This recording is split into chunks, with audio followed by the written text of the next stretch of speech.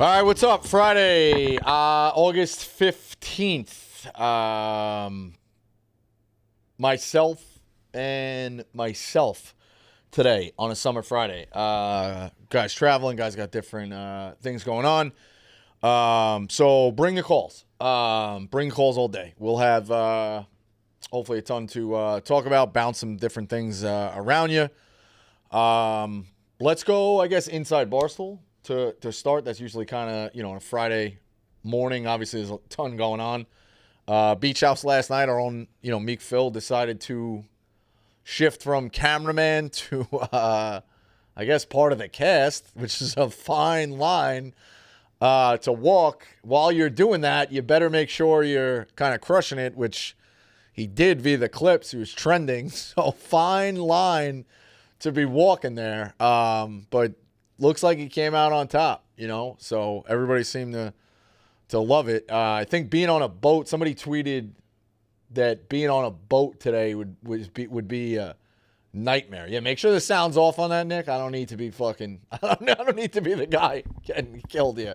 But yeah, being on a boat today has got to be one of the worst. I don't know if I think Eddie did that for the snake draft. How much do you consume the snake drafts? Like worst places to be hung over? Yeah, I haven't caught one in a little while, but that definitely is up there. I think they did it, and somebody did say sports practice, more so basketball practice. Oh yeah, I didn't do it. I did it once in high school. We were at a club till 3, 4 o'clock in the morning. Had a practice the next day. I still had the big X on my hand from getting in, dude. And the hair was like, it kind of looks like it now. You ever do that? You ever gel your hair? This might be an East Coast thing or a New York thing. You gel your hair and we used to put shit in there that was called glue. Oh, gotta be glue. Gotta be glue, yeah. Okay? So it would stay, if you slept on it like upright, when you roll on it, it did move around, but all you kind of needed to redo was retouch it. It would stay in your hair for like 3 days, dude. So I went back. So the hair is still like glued up. You're fucking sweating it out. You're on no sleep. But even worse, like I went as a grad assistant and stuff like that. You would go help out at practices, stuff like that. And just the bouncing of the ball, dude, is like the worst place to be hung over. Just absolutely crushes you. I think a boat would be pretty bad too with the motion sickness. Oh, for sure.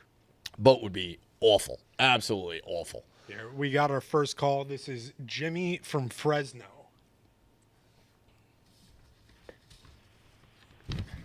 Hello? What's up? Hey, it's Jimmy from Fresno. What's going on? I was wondering if you had, I'm trying to become a rider, and I was wondering if you had like a top 3 rules of being a rider that I could follow.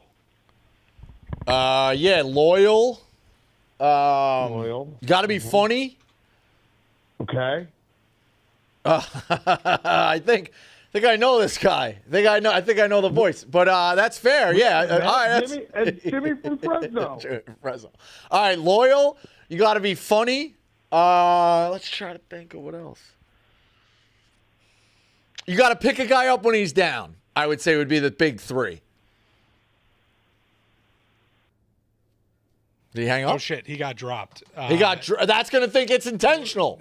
My hands are not even near the fucking computer. We'll get Jimmy from Fresno back. Call Jimmy back. He's gonna think he got dropped. That's brutal. I also think where Jimmy is, there's no service. I think he might be in an undisclosed location with maybe some outside activities going on. Sponsored by a great drink company, if I had to take a guess. I don't really think he's in Las Vegas. But we'll see how it goes. All right, so Large also had what else popped off really from Beach House last night? It did look like Phill kind of jumped into the front of the storylines, right? He stole the show. We got some Janny sparks of. There was a video. Yeah, see, that's tough. That's tough. When you first, two people in a friend group start hanging out. I'm just gonna say that, hanging out. There is kind of that awkward kind of thing that they go off and talk by themselves, Oh, and then they kind of come back to the group and be like, oh, like, well, like you see it, but you don't want to get too far ahead of yourself, and like everybody kind of knows, and maybe they're breaking chops a little bit. So it's got to be hard for them to be doing that. Like, also, if they do really like, when you start hanging out with somebody like that and you really do like them early, there's nothing better. Like, you're like a giddy, the butterflies, and it's a cool feeling. So definitely, that's good for them. Yeah, I think the social team's definitely on them too, because they said last week they kind of like they swerved them a little bit, and they talked about that on the show. So they're being like last night they tried to do a move where they're like, all right, we're going to bed, see you, and whoever was running social just sat on the couch outside the rooms and like waited for them, and then they each just kept poking their heads back out.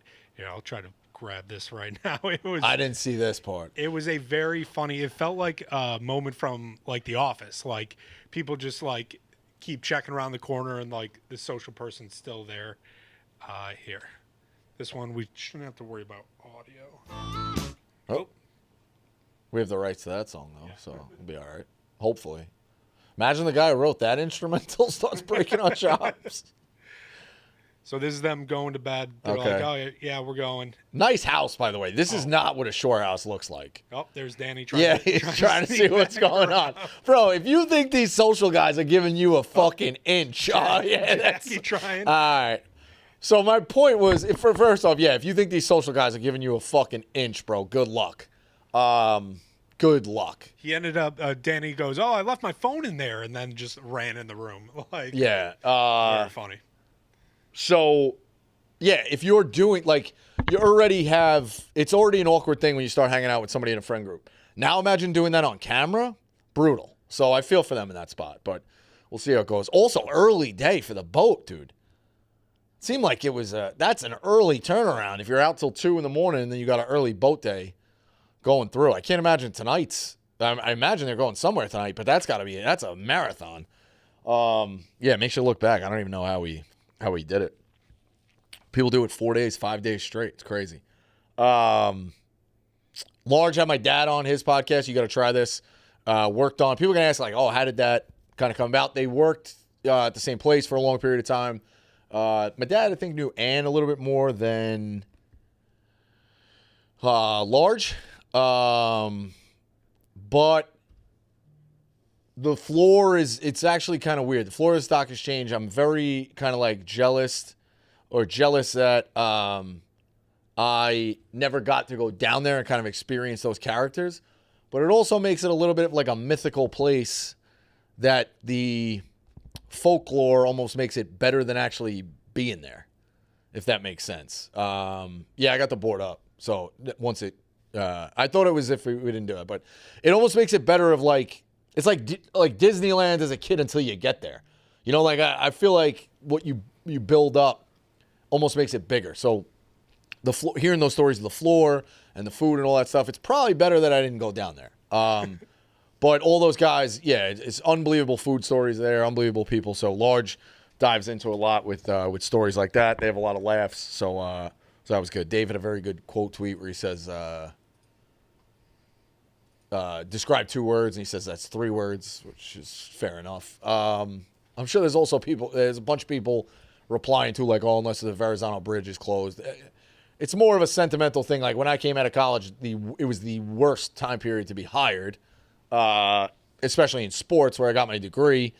Managed a way to keep working into jobs with sports. You take jobs here and there that you don't want. You keep like doing whatever, and then just so keep it going. But the people save the Verrazano Bridge quotes. It's more of a mindset than an actual thing. All right, let's go. I did write the blog last night.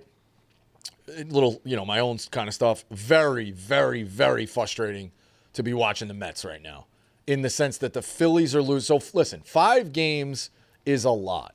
Like, I don't think the Mets could come back, or I didn't think the Mets could come back and win that division with having that many games to come back and how good the Phillies are. And to be frank, like how bad we are. We got guys who can't throw a full Little League game of 6 fucking innings. It's just how it goes. And guys go cold in big spots and whatever. But if you told me, all right, it's a 5-game lead, but you can chop 2 games off back to back, and it means that you get a sweep of a division rival, granted they're not that good this year, of the Braves, who've been a bugaboo for a fucking century for us, and cut the lead to 3 going into a home series, and that game in Williamsport, with the Mariners, I would have been like, all right, we're off and running now. 3 games is light years different than 5. So, and it's the way they do it, too. Up 6-0, they blow that. Last night, some errors.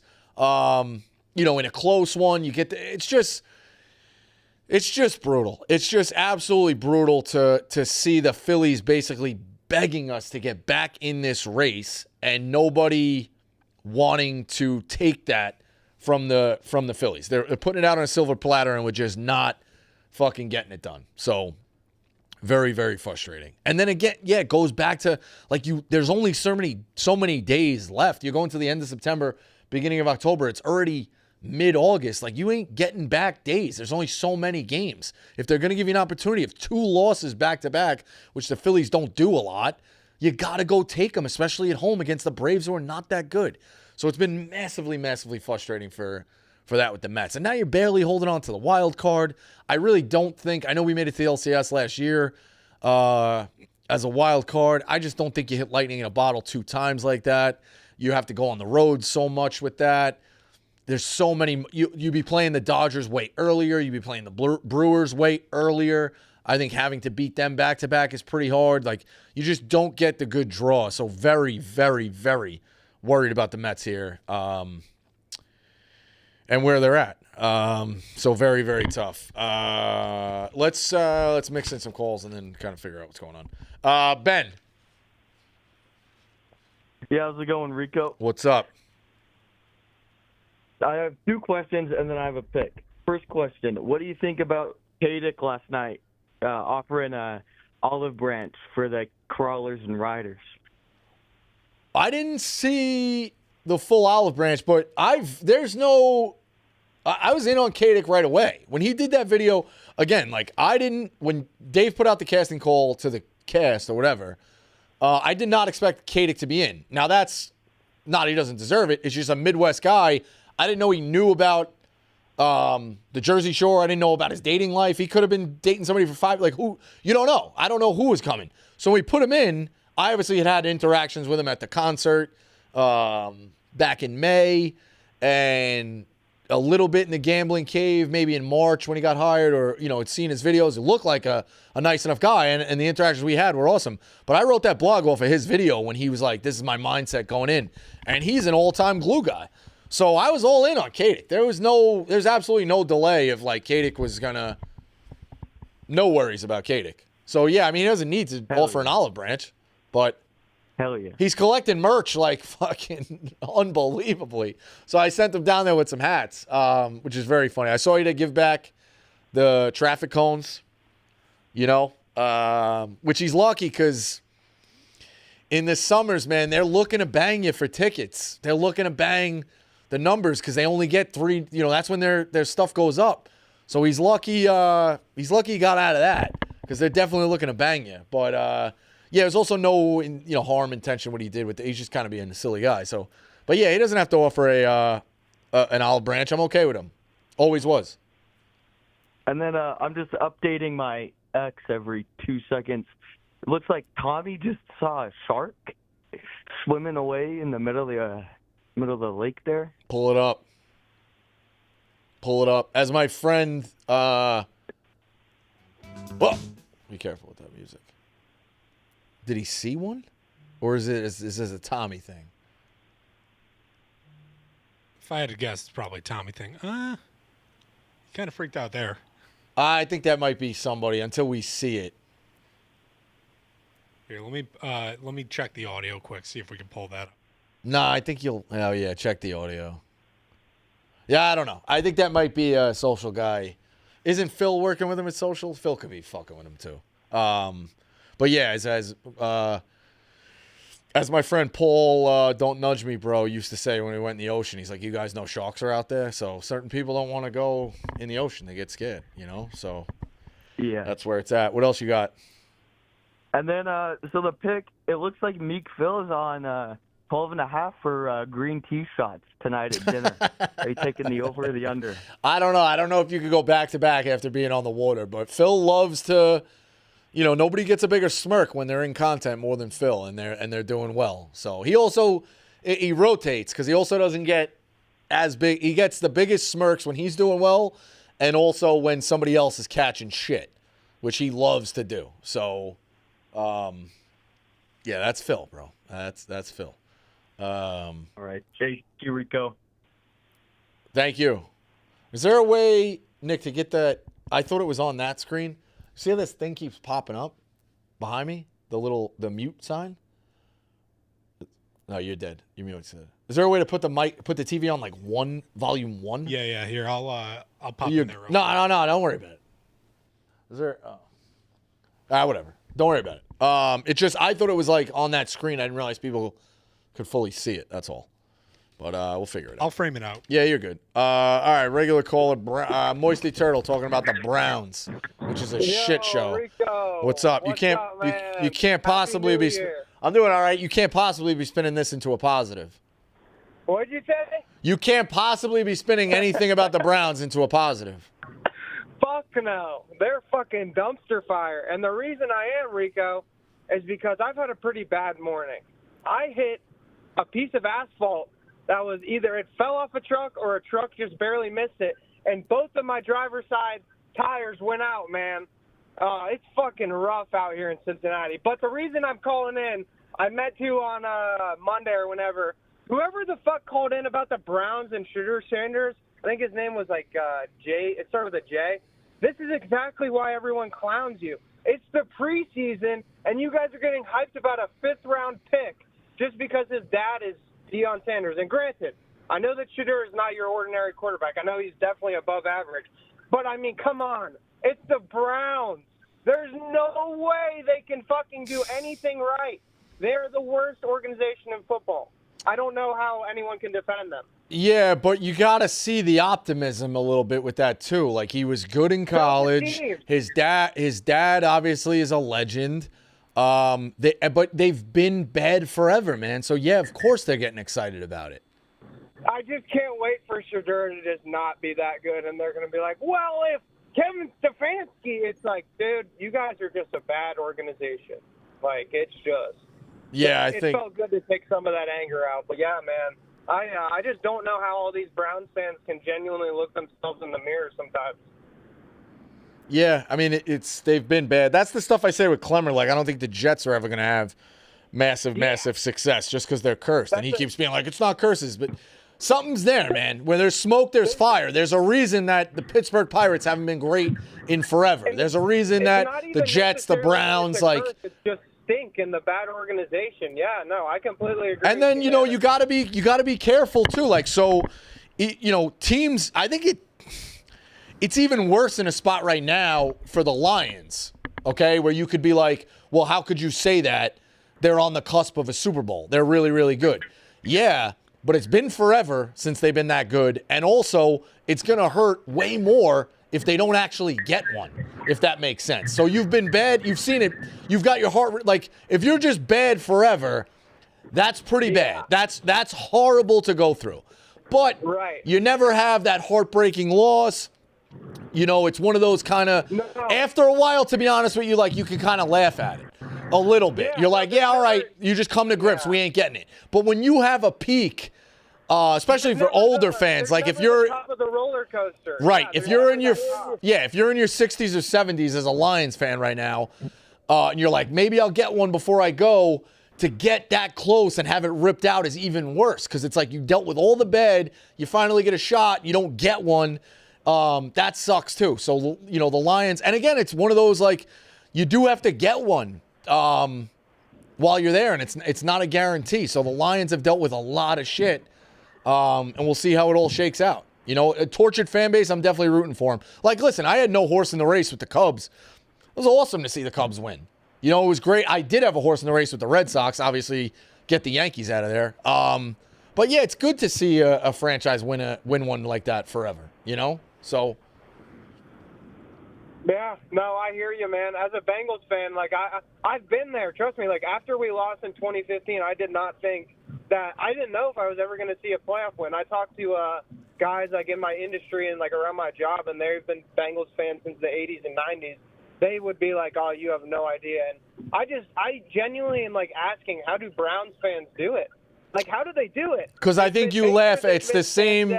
Listen, Yeah. it's my dad luckily didn't pass it on to us. He was like, I can't let you guys carry this horrible gene.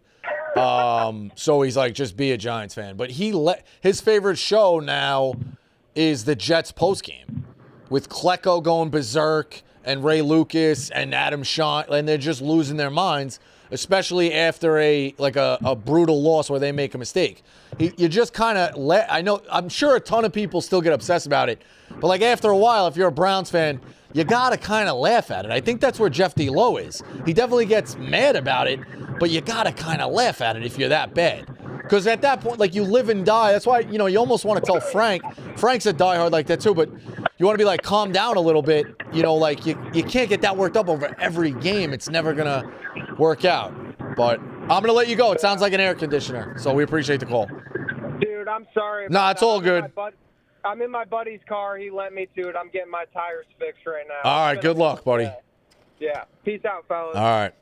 I thought it's summer vacation, so I should have waited 2 weeks. I guess I could dodge him, but I thought I could dodge him. Gary from Queens on the Mets. Rico, what's going on? You got What's me? up? Yeah.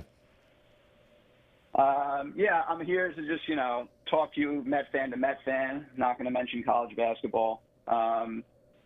It's funny, though. It kind of ties in because I'm in a group chat with a bunch of Johnny's guys, including, their esteemed reporter, and everyone's very down on the Mets. And I'm like the only one that's like still positive and thinks, they'll see this through and get to the playoffs. I just want to feel, where are you at right now? I think they'll make the playoffs, but like I said, 5 games is a lot. And climbing that mountain is very hard to do. And when the Phillies get down on a knee and help you climb a little bit of that mountain, so you would think with giving back 2 games, and you say, nah, I'm going to do it myself, and then you fall down, it gets super frustrating. Like I would, and I know that might, people would be like, oh, it's fair weather. No, it's not fair weather. It's just some sense of like, now I've kind of crossed off the division after those 2 games because that was the spark you needed. Matter. I do. I really think it. Like, where are we at in the playoffs right now? We'd be the 3rd wild card.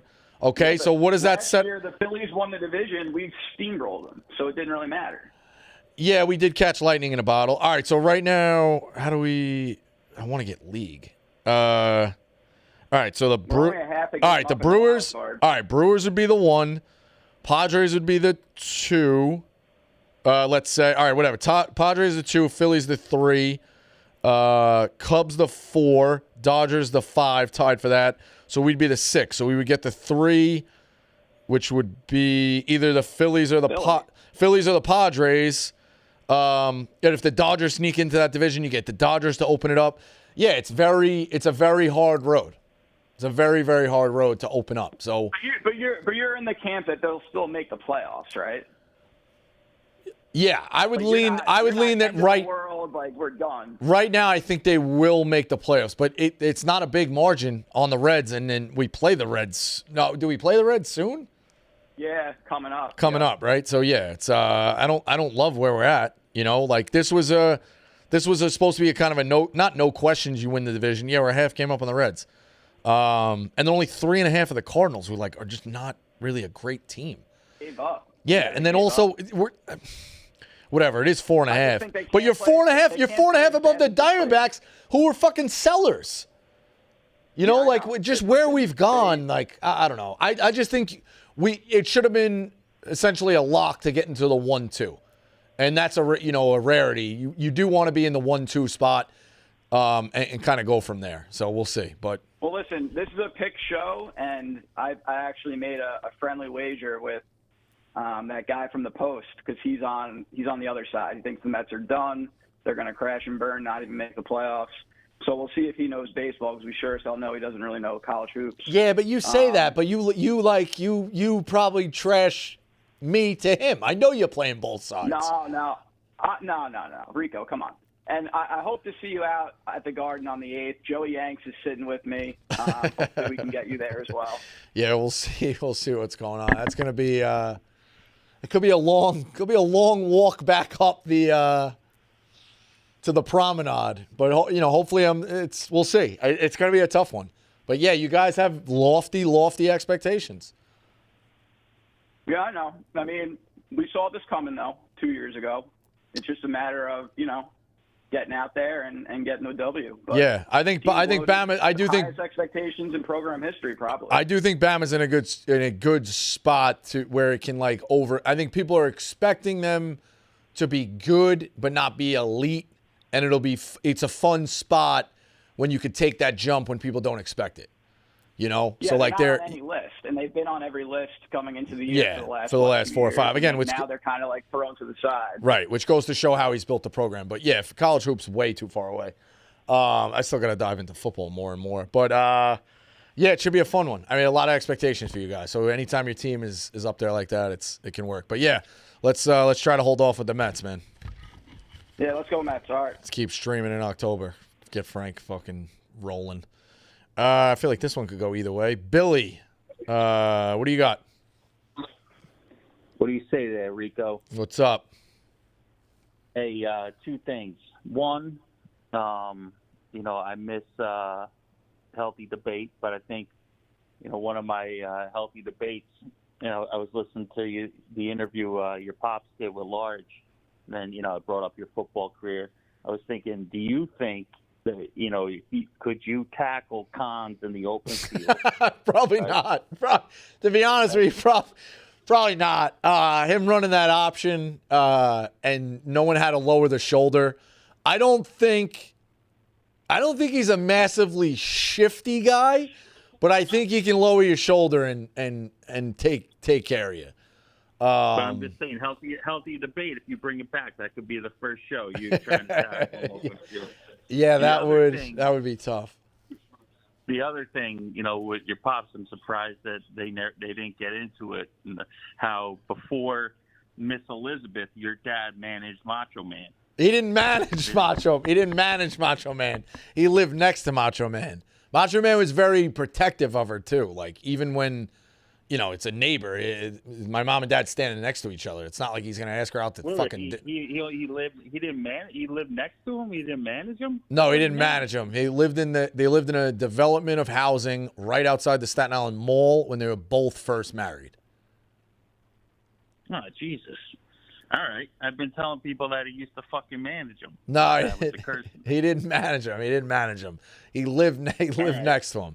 And he shocked him because he said, "Oh, you were a catcher with the Reds." And the guy was like, "How do you know that?" He's like, "I'm a fantasy baseball nerd." So. All right, and the last thing, it is a pick show.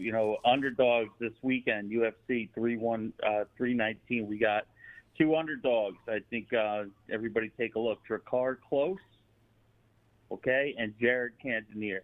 And that's all I got. But again, very disappointed that your dad didn't manage Macho Man. Been telling people that for years. And then, I think you and Khan should, like I said, strap it up. Yeah, it would be it'd be interesting how you would play that out. So, I was a corner. So, is he a tight end? I go deep in the coverage. He catches it, and then he's turning upfield. Listen, he's starting at the 20, the 25, or the 20, and you're at the 5, and he tries to angle and get in the end zone somehow, All right. Yeah, I think I would be in trouble with that. So we'll see. But we'll see. Yeah, that would that'd be tough.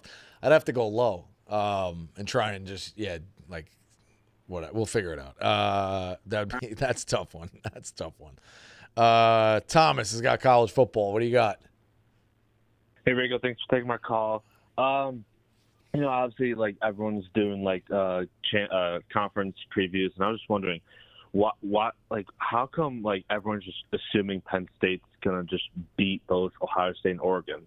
The question. Listen. As a hater of them, I hate them too. Yeah. But I will. Which again, I'm gonna have to take a shower right after this. I'll take their side a little bit of the fan base that things have changed. That they don't need to beat both of them. They do not. They need to beat everybody else. Like, you get that shift, right? Yeah. Like, it's true. The game against Oregon just needs to be close. It's in the beginning of or end of September 27th. Yeah. So they need to be close in that one. I would imagine Fox will be involved in that too, right? It's a night game. It's a whiteout. Oh. Yeah. Really? I'm in Oregon. Yeah. I think it's on NBC, I think. It's been announced? Or Okay. ABC. All right. Yeah, that should be yeah, okay. All right. That's the premier game of the day, so I thought it would be the noon. But either way. So, as long as that game's close, and then when do they play Ohio State? In like October, November? Yeah, something like that. Yeah, I mean, you're going to still you're going to be in the picture, man. You can lose both of those and very much be a top 12 team because you'll be at the end. Now, again, as long as Oregon and Ohio State don't completely shit the bed and both of them are unranked, and then State Penn's resume is we lost to these two teams, but as it turns out, they're not good losses. As long as those teams are in the mix as well, they're going to be fine. Now, they can't lose to fucking Purdue, and they can't lose to fucking Maryland. I'll tell you that. But that goes without saying. They got to take care of business, which it is hard to go 10-2 the rest of the way. Or even 9-3. They'll be in the discussion. How many 3-loss teams were in the discussion last year for at-large bids? 0. I mean, not Alabama, South Carolina going to make it, but they weren't going to get in. But they were in the discussion, though. No, there wasn't a 3-loss team sitting there. Now, I do think you need to go 10-2, but if you want to toe the line, depending on how things break, and with conference championships, the people interchanging, I do think you could be 9-3 and very much be in the conversation. Yeah, I just think like everyone thinks like Drew Aller's going to somehow he's a senior. Like the first 3 years haven't been good. They talk about all because I go on Twitter and they talk about all these transfers.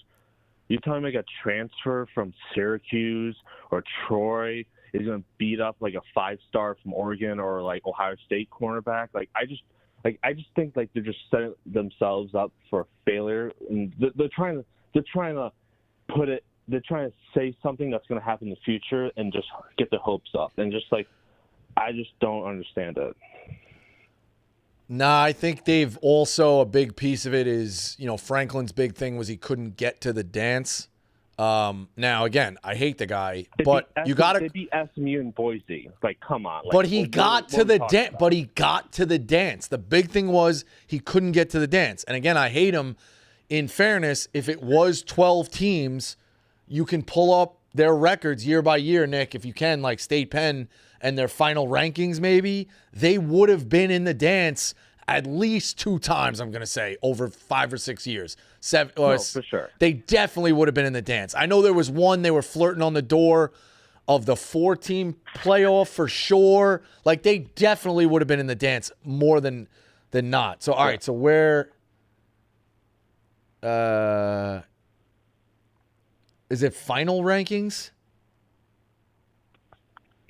Final. Okay, final. So, all right, final 5. Now, 2023, did they lose that bowl game that bumped them to 13? But again, they're in the dance. 2022, in the dance. The 2 COVID years is whatever. How long's Franklin been there? 2019? At 9, he would have been in the dance. At 8 and 7, how long has Franklin been there? Oh, he's been there. I think he's been there close to a decade, hasn't he? He's been there a long time. I would think so. So off of that alone, he's going 1, 2, 3, 4. He would have had 4 more appearances. Yeah. 4 more appearances.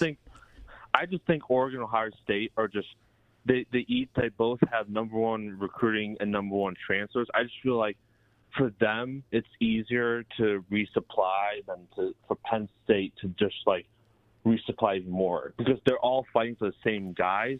But I just think that Oregon and Ohio State just beats Penn State out for transfers and for recruits. I just think that if you look at the overall composite ratings, that just Oregon and Ohio State are going to replenish and just I don't know. I just feel we say all the time he can't get it done until he gets it done, and it's but what happens if it never gets done? I assume all the poor franchises think they're once get to winning, but guess what? Poor franchises still become more franchises. But yeah, listen. Winning a national championship is very, very difficult. But I do think you need to.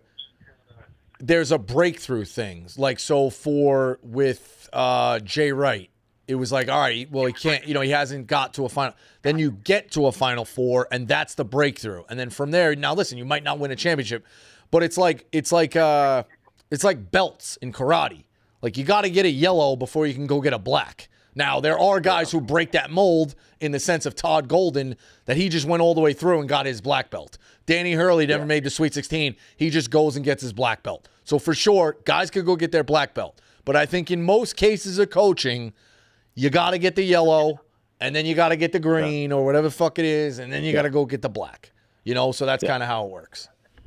Yeah, it's kind of like Steve Sarkisian. Like he's been to two semifinals. Now it's the championship game's the next level. Right. And then you see like with Dan Lanning, it was his first year. It's like, hey, make the conference championship. Did it next year? Win it. All right. And then so he's just going to keep getting. So yeah, I do get to the point where some guys, it takes some levels, and some guys, like you say, Danny Hurley, they just plow through it. Yeah. And do it. So I do think I think Franklin's got his belt, and now he's moving along. Which is a dangerous thing too. You also got to remember too, like you're not coaching anymore with that pressure. Listen, he's coaching pressure because he's always under the scrutiny that he's supposed to win a national championship, or he's in the discussion winning a national championship. So obviously that pressure is still there, but the pressure of worrying about the press conferences at the end of the year. Of like, hey, man, you still haven't made a playoff. You're putting this team in an elite status, but how can you do that? Like, hey, do you ever think you're going to get there? This is the narrative, and reading all that shit that beats you down. It's good to get that away, for a sense. Yeah. So, yeah, we'll see. Yeah. But appreciate it, Tom. Yep, thank you. All right. Kurt's got Little League World Series. Hasn't been too crazy yet. So, what do you got, Kurt? What am I looking at today with did they change the format this year? Why are there teams that haven't played yet playing teams that won? Because there's 10 regions now, I want to say. Gotcha. So those teams they just randomly picked the teams that didn't have to play the first day? Yeah, they rotate it every year. There's some people being like, oh, the Metro gets screwed or this. No, they rotate who gets buys and who doesn't. So there's how many regions? 1, 2, 3, 4. 3, 4, 5, 6, 7, 8, 9, 10. Yeah, 10. Right? So 4 get buys. No, 6. 1, 2, 3, 4, 5, 6 get buys and 4 play. 10. Yeah, 10 on each side. Gotcha. That makes sense. All right. And then you got to play today? I got the Brewers in Major League Baseball. I'll give you that. Gotcha. Okay. Nothing on the Brewers in Major League Baseball. Brewers. They don't lose. Brewers. All right. Kurt trying to get the world jammed up there. What the fuck are we doing? Gerard. Bosco, what's going on, buddy? What's up? I'm sitting in the sun here in beautiful Bryant Park. I'm seeing these short house clips, and I had a question for you. I know you were DJ's number 1 guy. I was more of a Parker House guy myself. But what was your number 2? For me, it was either Osprey or Bar A. What was your 2? When you guys had the dollar beers on Fridays at Parker House, that was a nice happy hour. I like the Bruce Springsteen cover band. We used to get the spot. I think the guy's name was Will. That was a bartender. Down in the basement, by the AC, TV with the Met game going. Parker House was good. I won't say a bad word about him. And then later, when guys started to get Manasquan houses, you were down there. Leggett's with the iPod, which I think that's an urban myth, but I don't know if there's gaps in between the songs. But the rumor was they just had an iPod that played what they would set up, because the last 10 songs were the same 10 songs. And I don't know if there's anybody who ever said they've DJ'd at Leggett's. If you can look into that. Never. Yeah, they don't. Nobody DJs at Leggett's. No. So, yeah, I think Leggett's is really good. Osprey was never truly popping off when I was there. Tuesdays you'd go to Bar A, had some good nights there, here and there. Never would set foot in Headliner. Never really set foot in Headliner. So that's kind of where it goes. Yeah, I mean everybody had their spots. So. Got it. All right. So give me I want to hear your little pick 'em preview this year. I'm excited for it. Give me a team. college football, maybe you're a little higher on than most, and give me a team that you're a little lower on than most. I'm not going to go lower. I wrote down a bunch of teams that I'm excited for based on the situations. And one, I'll give you two that are kind of really interesting. So last year I was shitting on Florida left and right with that schedule and Lagway being unproven and you didn't really know what's going to go on. They've established themselves into a really, really good football team. Now, Lagway, you're worried about with that shoulder injury. So interested to see if Florida, now with the expectations, kind of comes back to earth a little bit or goes through the roof and shows us, hey, we were wrong about this team last year. It was just a kind of a rebuilding year, so to speak, but they were really, really good. And then based off the second half of the year, I know guys are really high on this team, but I'm interested to just watch because it's kind of, listen, the SEC has all the superpowers. It is fun to watch when a team has a good season that you didn't expect a lot in the SEC. I know Tennessee has had good years, so to speak, and they're one of the more above average teams in the SEC. But for a while, Tennessee didn't have like the elite season it had in the last couple of years, when they were like really at the top. Ole Miss getting back in the mix. I don't remember Ole Miss teams when I was a kid or even in, being like elite teams like that. The one that jumps out, South Carolina, seems like it's going to be a lot of fun this year with Lenore Sellers based on his second half.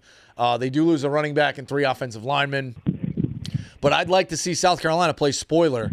Again, I don't know their schedule offhand, but they get let's say they get a big one in mid-October with Georgia. And then South Carolina goes and fucking knocks it off. And all of a sudden they're 6-1, 6-0. And you're like, all right, here we go. South Carolina. That's a fun thing to – plus it's Hootie and the Blowfish. It's Darius Rucker's favorite school. And I think all of Hootie and the Blowfish. They met in college. So you're rooting for them. I'm with you on Florida. I think this is probably the year they do step it up. It's funny you mentioned Tennessee. I was going to end with this. I'm going to give you a pick because why not? It's week 1. I'm a Syracuse guy. This is a homer pick through and through. I know everyone's going to be watching Texas, Ohio State, but give me the orange over to at least cover, and I think they're live week 1 against Tennessee. They got some App State quarterback coming through. They lost so many players year over year. Now, don't get me wrong. I understand Syracuse lost with McCord, a lot of skill guys, but I think this is going to be a knockdown, drag-him-out fight. This is a Fran Brown masterclass against his old whipping bag in Tennessee, which stays in Georgia. Give me the orange plus 14 week 1. Love it, Rico. You're the best. Enjoy your summer. I'll see you soon. Appreciate it. Nick, after you take – you hear me? No? Hold on. Nick, after you take that one, put a hold this way. We'll kind of see how it all shakes out. This one could be interesting. Patrick, what do you got? I was trying to see, you used to sit on the bench for basketball games at University of Mount St. Vincent now. It used to be College of Mount St. Vincent. How come you don't rep them? Pat, did you play? Yes, sir. Okay. Were you part of the training staff? That's it, yeah. So I think, Pat, you have that answer, right? Mr. Yaboa. Yeah. One of those guys, you go to you got to make sure you go to the funeral to poke him and make sure. That's all I'm going to say. Wish you well, buddy. It's been a long time. Take it easy, Pat. Same to you. All right, buddy. All right. Good guy. Dylan, NFL. What's up, Rico? What's up? I got 2 things. First, I got a future for you. Pittsburgh Steelers plus 115 to make the playoffs. I don't love it. Now, it's hard to say the Steelers are never going to be in the mix, and they're excited about Rodgers. I do think the AFC is just super crowded, and to be honest with you, it hurt. I know Jerry's going to hate it. I don't want to root for I just don't like It's not that I hate him. It's just something about him where it's kind of like your time's passed, go. It seems like there's a lot of baggage with him. He's just not a guy I'm rooting for. So you could very much be right. I think the AFC is very crowded. A lot of teams in the mix. A lot of good quarterbacks. Tough division. Aside from the Browns, you're playing 6 wars over there. Or I should say 4 wars because you're the one team. Sorry. So 4 out of 6 wars that you're going to be playing. You'd be lucky to split. You know, you could go 1-3 and still play really close games with them. You could go 0-4 and lose those games by a combined 15 points, which is close, and be in trouble. So, yeah, you know, Broncos on the rise, Chargers on the rise with quarterbacks. AFC South isn't super crowded, but you got the Texans obviously in the mix there. AFC East, if the Pats do put things together with May, I know I was lower on him on the quarterback rankings. Maybe Dolphins get things going with Tua. Like, it's just, it's tough. It's a tough spot to get there. I think I mean, you could get it wrong. You could get it right, I should say. Just a lot of good teams, a lot of good quarterbacks. And to be honest, I know it hurts. I'm just not rooting for Rodgers. So that's where I'm at with that. I see where you're coming from, but at the same point, too, Steelers have made the playoffs with Kenny Pickett, the Duck Hodges, Mason Rudolph team, and whatever Russell Wilson was last year. Yeah, you're right. No, the Steelers do overachieve all the time. So you got to be honest with that. And the next thing I got for you, I know you're not a Rick Barnes guy, but I think this is the year to buy into Tennessee basketball. I think this is the deepest team, most talented team they've had in a while. Anybody in the SEC you can sell me on being in the mix. I mean, with how deep that league is, 12 teams, anybody's going to be in the mix there. So yeah, you're fine to. And Barnes is a good coach, and he gets into tournaments a ton. And it's hard to get to the Sweet 16, dude. It's very hard to do that. Barnes has been in the mix a ton. He's one of those guys. Like, I just don't, and it's hard. Again, it's an elite group. I don't think he'll ever win a title. There's just guys like that who can be legendary and don't win a title. Let's be honest. Like, Boeheim is a fucking legend. Aside from that one, break with Melo, they running through, like, he might be a guy who never got one. Yeah. Izzo, nobody's better than Izzo in the last 25, 30 years in terms of the team picture. I'm sure there's guys you could put ahead of him with success and whatever. But I'm saying, like, I use that phrase, like, nobody's better than Izzo. He got one, and it was early, man. Yeah. It's hard. It's a hard thing to do. Like, guys like Golden got to be like, man, I just hit the fucking lotto. I got it early, like, it's great for them. It's tough. It's a very, very tough thing to do. The biggest test for Tennessee will be going up against Houston in Vegas. Oh, yeah. I mean, playing Houston's, gain some respect back after the Elite Eight. Yeah, that's like getting into a fist fight in a phone booth with Houston, man. They're super hard. So, but yeah, they did get embarrassed that game. You're right. But Houston will do that to you, man. Defense, old school. That's why I thought they were going to win the national championship. Appreciate you. All right, buddy. Rico. Take it easy. Coach has a UFC pick. What do you got? How we doing, Rico? It's Coach down in Charlotte. I got a UFC pick for you. I know you're not the biggest UFC guy, but I got a system play here that I blindly bet, and I feel like you'll appreciate the outside-the-box thinking. So the system here is we bet any underdog whose last name ends in OV or EV. And the reason for that is these guys usually are not underdogs. These are the guys from Uzbekistan, Chechnya, Dagestan, Russia. They're just built different. And we're getting a plus 140 on Nursultan Ruzabev. I'm 3 for my last 3 on these. The last time I did it, I hit a plus 480. The guy got a knockout in the first round. Also, these are a lot of countries that fly the rider flag high, so I feel like you should blind bet it on DraftKings as soon as the show's done. You're a fucking asshole. You had such a good run. You make an asshole comment at the end. But no, all jokes aside, it's been working for me. Like I said, it's rare that you do get these guys as underdogs. And actually, this morning, Brian Battle, who's a guy who's the opponent, he missed weight, and he was actually fighting up a weight class for this fight. So it's a really bad sign that he missed weight. I'm assuming camp and the weight cut did not go well. So I could actually see that line start to adjust towards my guy, the underdog. But like I said, 3 for my last 3, plus 480 knockout the last time. Just lock it in as soon as you can. Yeah, listen, if you got a system, man, I respect it. So, and you have the stats to back it up. So there is no rhyme. Oh, well, you do have rhyme or reason in the sense they're not dogs. But yeah, appreciate it, man. It's a good system. I'll be rooting for it. Appreciate you guys. All right. Isaiah's got Adidas and college football. I don't know how this can overlap. Yeah, so I more so with So Tennessee recently switched from Nike to Adidas, and I was kind of more so talking about college basketball. Because how it used to be, right? If you were on the Nike circuit, you're probably going to go to Nike school. If you're in Adidas school, you're on the Adidas circuit, you're probably going to go to an Adidas school. I was just wondering what you thought with that. With all of it being legal now, I was wondering if that impacts their recruiting for college basketball. Yeah, who switched? I missed it at the beginning. Louisville? Tennessee. They switched from Nike to Adidas. Yeah, I want to see. All right, so then what circuit did Dabastanya play for? I want to say it would have been Nike, probably. All right. Flag Just played for. recently, yeah. Well, I think you got to remember that Nike's kind of got a little bit of a stranglehold here with this EYBL. Right, that's what I mean. And like, how often do you see a school leave Nike?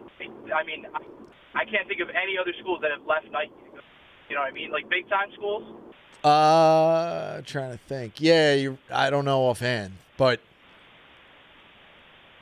maybe Nike to Under Armour.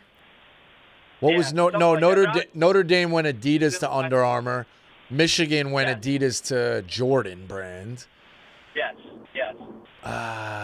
Rutgers just went from Adidas. Adidas, and they're going back. Yeah. They're going back to Nike. Wow, that's interesting. Anybody leave Nike? Yeah. I mean, I can't how often do you know what I mean? A big time school like that. I know it's like an extra 15 to 20 million in their pocket, so I don't know if that was just impacting recruiting or just kind of like from a financial standpoint. I have no idea. Yeah, I don't know. I don't know if kids are locked into the shoe deals anymore, like with the schools. That's used to how it be. It used to be like that, I should say. But right. I don't know. I think the EYBL has such a stranglehold on those, and to be honest with you, like I'm sure Adidas has their camps and whatever. And Reebok, if they're still even a thing, I don't think they are. Yeah. But, like, Adidas had the ABCD camp growing up, Like, times change. Like, Under Armour now, I'm sure, has a bigger strangle. Like, things change with how that goes. So we'll see. But Nike's always going to have a stranglehold. That's how it goes. Sure. Yeah. Thanks, Rico. All right, buddy. All right, Ryan from Long Island. I hope this is the futures guy. He's fucking lights out. College football, what do you got? You be the last one. Futures guy. How's it going, man? What's up? Just wanted to let you know 2 teams that I'm looking at for college basketball way out. Kentucky and Texas Tech. I think it's both of their years. It's hard to tell right now, handicapping this far out. But as far as roster construction, I feel really, really good. And the coaches, Grant McCaslin and Mark Pope. What's his name? Mark Pope. I think both of them are right where you were saying Todd Golden is, like right under looking to get that national championship. But I think they're capable. Yeah. Unfamiliar with the personnel they're bringing back with how – again, I'm on college football mode right now. But I know they're great in the portal. It seems like guys get Texas Tech guys. Kentucky is Kentucky, like, let's be honest. But refresh my memory. So did Texas Tech lose that heartbreaker to Florida in the tournament? Yes, sir. That's what it was. Got it. And they were right there, right? They had a lead. Didn't they blow it? It was a brutal, crazy loss, no? 7 points with less than a minute left. Yep. I literally was on the floor in the Prudential Center because I got tickets to the Bama Duke game and was like almost in tears in the concourse waiting to see the result. And that comeback, nothing was more electric than watching it on the Jumbotron. They had the game going on earlier because of the staggered time set. Oh, my God. An electric environment. Oh, so you went to the local. You went to the. All right, I got to be honest. I think that's a little bit of a crazy move. Is Florida your team, or you just had the future? I fell in love with Memphis Creighton. It was. No, you broke up there. Are you a Florida fan? So it all stemmed from the future. Okay. I'm a Walter Clayton fan. Got it. I watched them this season prior, saw the shot making, and was like, there is no way in hell that this guy isn't going to get at least a shot to go on a run with the way he was shooting the ball. Got it. So, yeah, but if you have such an investment in Florida, granted, seeing Cooper Flagg in person is a great thing. I don't know. I'm surprised you didn't want to be locked into the TV watching the Florida game. For my dad. And at the end of the day, I want to be a college basketball journalist to some extent. So, I mean, that was maybe my 10th game of last season to cap it off. I was like, if it's right by in Prudential Center, no, I got it. Why not go? Yeah, it makes sense. It's a good way to look at it. You always go. You never know what you're going to see at a game, so you do want to go. But, yeah, if I was locked into the Florida like that, yeah, it makes sense. I see both sides. All right, you got so Texas Tech and Kentucky. What are they going off at? 2,000 handle, then plus 2,500 on DK. Kentucky is a solid plus 1,700 all the way through. I think the guards on both teams are going to be unreal. Like, Kentucky stole Denzel Aberdeen, which I thought was the future of Florida. And Texas Tech is bringing back J.T. Toppin and Elijah Hawkins. Yep. J.T. Toppin, famously not Obi Toppin's brother, as we've learned.